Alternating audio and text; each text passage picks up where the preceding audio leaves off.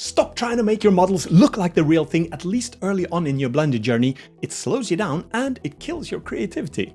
So when you're new to modeling, choosing a real-life object like a Nissan GTR or a Spitfire in my case, it's the harder way to learn. You start obsessing over measurements and then you spend ages trying to set up blueprints. You zoom in to tiny little details and then you compare your model to the real thing, which is a guaranteed way to feel disappointed. And because everyone knows what the real thing looks like, the critique can make you feel like a punching bag.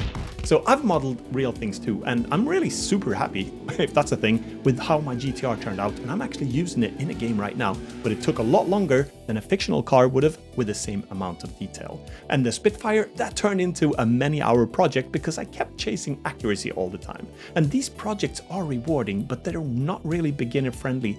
So when I switched to modeling imaginary things, everything changed. I could create faster, I had more fun, and I could finish things much quicker, so I could repeat the process and become better faster.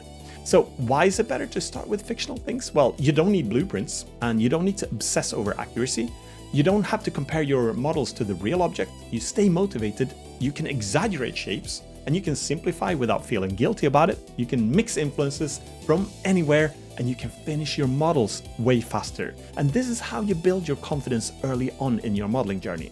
And I hear this all the time, but I can't model from imagination. Well, you don't have to, that's the cool thing.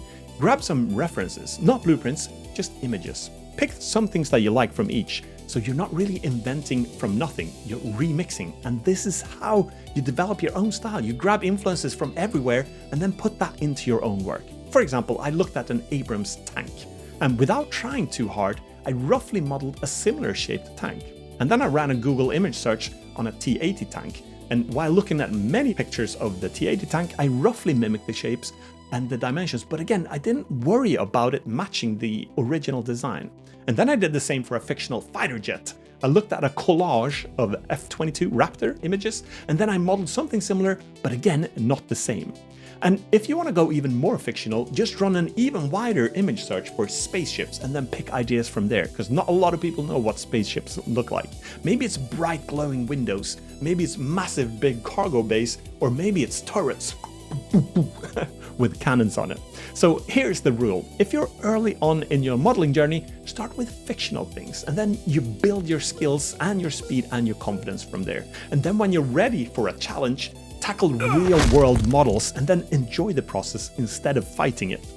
So next, if you want to learn how to speed up your low-poly modeling process, check out this video about how you can save hours on UV unwrapping and texture painting with this fast and simple colorization method.